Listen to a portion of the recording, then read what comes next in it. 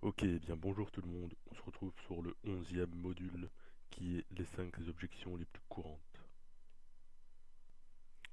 Il faut savoir une chose, la plupart des objections sont des écrans de fumée.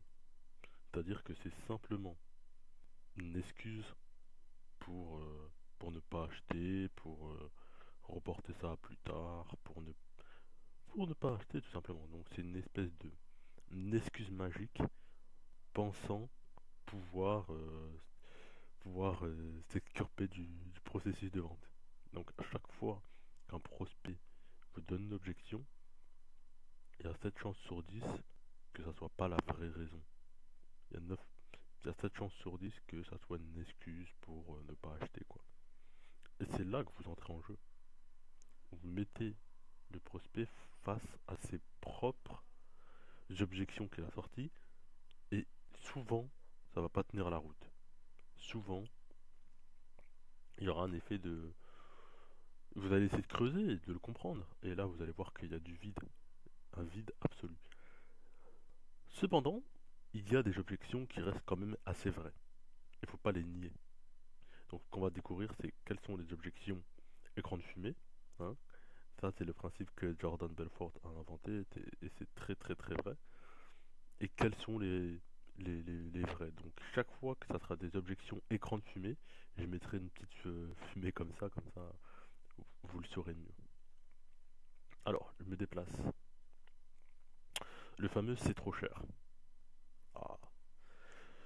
Lorsqu'un prospect vous dit c'est trop cher, soit c'est un écran de fumée, donc c'est un moyen de s'exculper de la vente, soit c'est qu'il trouve que votre produit ou service ne vaut pas cette valeur perçue, il ne perçoit pas encore la valeur de votre produit et de votre service, donc ça a peut-être été un travail mal fait dans la présentation de la valeur et des bénéfices. Ça peut être aussi une mauvaise qualification. Faut pas croire, des fois, oui, c'est vraiment trop cher, votre client n'a pas l'argent, surtout en B2C. En B2B, ça vaut moins, mais en B2C, il y a des gens qui n'ont pas les moyens. Soit ça a été un mauvais travail de qualification, et dans ce cas-là, ben, vous pouvez vous en prendre qu'à vous-même. Soit du coup, c'est une objection écran de fumée. Soit les compare avec une autre option qu'il pourrait avoir. On va voir un petit peu plus tard comment y répondre. En tout cas, si votre client vous dit que c'est trop cher, eh bien, vous dites qu'il aura un retour sur investissement. J'ai mis ROI, bon, retour sur investissement. Parce que acheter, investir, c'est pas pareil. Donc il n'a pas vraiment acheté, il a investi. Donc chaque fois que vous avez une- une occasion de parler du produit, dites que c'est un investissement, ne dites pas que c'est une dépense ou un achat. On parle toujours d'investissement. Et donc là, vous pouvez accentuer le fait est que valeur perçue est extrêmement haute et pas pour aucune raison, parce que si, parce que ça, parce que tous les bénéfices listés, retour sur investissement, bah, vous allez investir tant, certes c'est peut-être élevé, mais en échange, eh ben, tous les bénéfices vaudront le coût de cet investissement. Et ensuite, vous pouvez appuyer sur le coût émotionnel. Mais si vous n'adoptez pas cette solution, ou une solution, peut-être que vous allez encore souffrir, et ça n'a pas de prix. Donc là, il y a le coût émotionnel. Donc, coût émotionnel plus retour sur investissement, ça va justifier le c'est trop cher. Voilà une bonne manière d'y répondre. Évidemment, vous avez les livres. Donc, j'ai listé, je crois, une quinzaine d'objections. Il y en a un petit peu plus.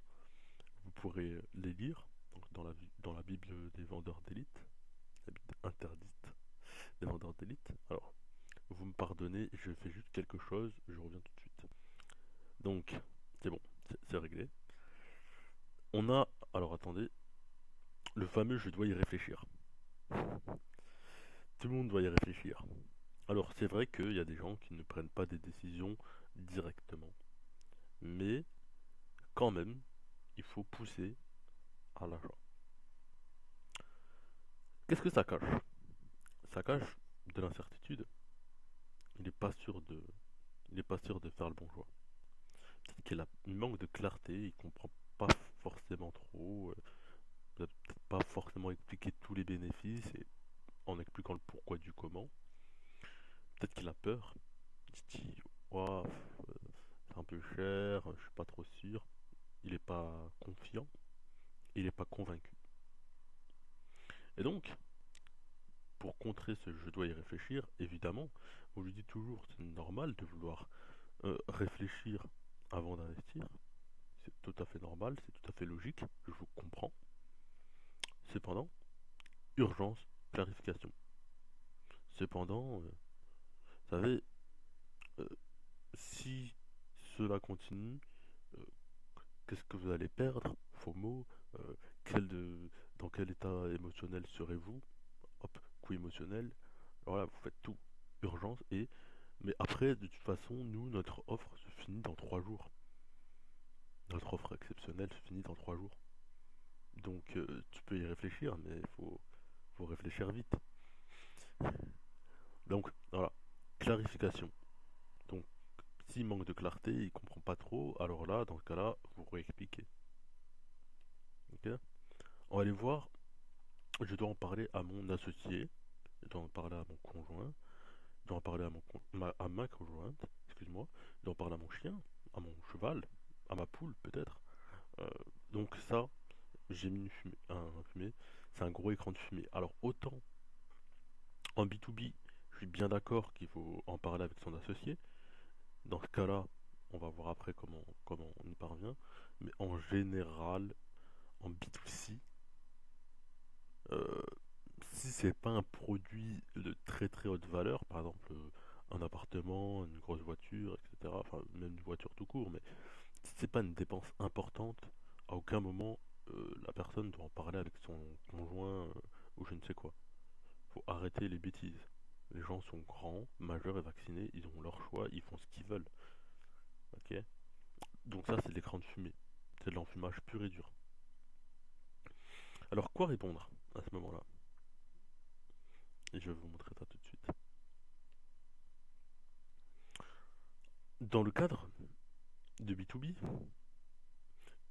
avec un associé, avec des autres partenaires avec des autres partenaires, ça peut être commerciaux, ça peut être des équipes de direction. Si vous le souhaitez, nous pouvons organiser un appel ensemble pour répondre à vos questions, aux questions de tout le monde. Donc soyez dans une démarche où, excusez-moi, où vous allez inciter tout le monde à prendre des informations et que vous allez montrer que vous êtes présent pour les accompagner dans le cadre du B2B. Donc s'il doit en parler à son associé ou à son directeur, ou voilà. Donc ça dans le cadre professionnel. Dans le cadre du coup personnel, en B2B, qu'est-ce que vous dites?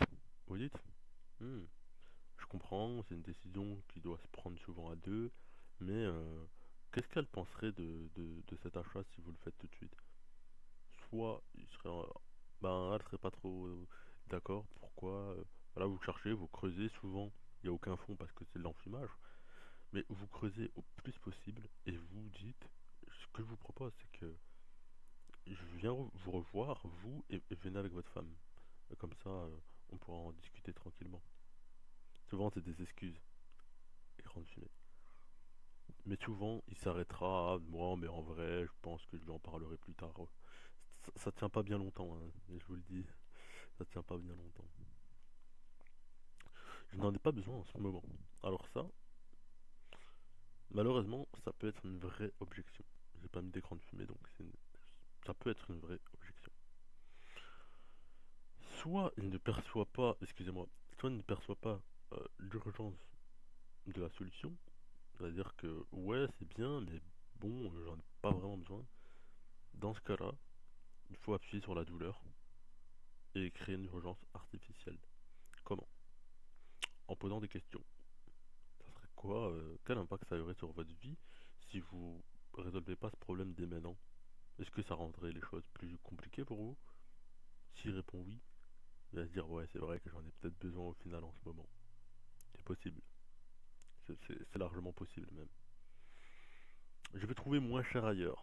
J'ai mis écran de fumée, gros écran de fumée, et je vous explique pourquoi je pense ça. on va regarder ça. Donc soit c'est vrai, ce qui m'étonnerait, mais bon, c'est parce qu'il a peut-être vu aussi des autres commerciaux, il a comparé les offres, et il a vu autre chose, il a fait sa comparaison et vous n'entrez pas forcément dans son rapport qualité-prix. C'est possible, mais souvent, les gens qui disent je peux trouver moins cher ailleurs, et qu'en fait ils vous ont parlé depuis une heure ou une demi-heure, c'est pas vrai. S'ils avaient trouvé moins cher ailleurs, bah pourquoi ils sont pas allés ailleurs quoi? Je veux dire, c'est logique. Moi, j'ai eu affaire à plein de clients qui disaient ah, mais moi je peux trouver moins cher ailleurs. Je leur disais oui, bah le prix c'est le prix. Ils achetaient, hein. Alors, faut savoir que pour moi c'est le plus gros bullshit de l'histoire quoi. Parce que s'il pouvait trouver moins cher ailleurs, il serait pas en train de vous parler, vous donner ses coordonnées, vous donner son temps. Ça n'a pas de sens. Ça n'a pas de sens.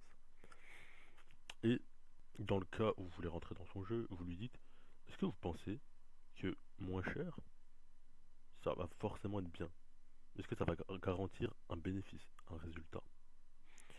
Est-ce que, est-ce que, pour vous, c'est mieux d'acheter, donc de payer quand même, hein, quand même de payer un produit-service qui comble pas tous les bénéfices qui sont attendus, ou alors c'est mieux de, voilà, vous jouer sur, oui mais d'accord, ça peut être un peu moins cher ailleurs, mais en attendant, nous, on a ce bénéfice-là, ce bénéfice-là, ce bénéfice-là, que pour vous, ça vaut le coup d'aller acheter, de payer notre entreprise qui donne pas autant de bénéfices. Est-ce que ça vaut l'investissement tout court? Même si, je veux dire, autant si vous investissez, avoir un bon retour sur investissement que d'acheter un produit qui ne comblera pas tous vos bénéfices, pour moi. Et là, voilà, mais en général, ça c'est soit pour entrer dans la négociation du prix, souvent c'est une technique pour faire baisser les prix, mais ne gardez la tête froide et dites-vous que s'il vous parle actuellement, c'est que non, il ne peut pas trouver moins cher ailleurs. Auquel cas, il serait en train de parler avec un vendeur de la concurrence. Votre objectif du jour, ça va être de vous entraîner avec vos amis. Donc, vous voyez un de vos amis, vous lui dites, bon, on peut faire des jeux de rôle, peut-être pendant 10 minutes, un quart d'heure, et vous mettez le client le plus chiant qui a toutes les excuses possibles et inimaginables du monde. Ça peut être intéressant de voir comment vous en sortez et peut-être de travailler un petit peu sur votre pitch. Et comme à mon habitude, vous avez une obligation morale envers vous-même de suivre tous les modules de cette formation. Nous, on se retrouve demain pour la suite, donc sur le jour 12. J'espère qu'il va vous apporter pas mal de valeur. Et aujourd'hui, c'est vrai, c'est marrant, mais j'ai mis ce pull-là, je l'aime beaucoup, un pull Monopoly. Voilà. Donc bon, je le mets, je suis en détente, c'est le week-end, donc je me fais un peu plaisir. Mais voilà, en tout cas, je l'ai mis. Je me suis dit, c'est sûr que je vais le mettre au moins un jour dans cette formation. Je l'avais acheté parce qu'il m'inspire énormément. Enfin, je veux dire, je me dis, ouais, j'ai des billets Monopoly, derrière, il y a marqué Get Moula, donc voilà. En tout cas, merci d'avoir suivi, et nous, on se retrouve demain. Je vous souhaite une bonne soirée.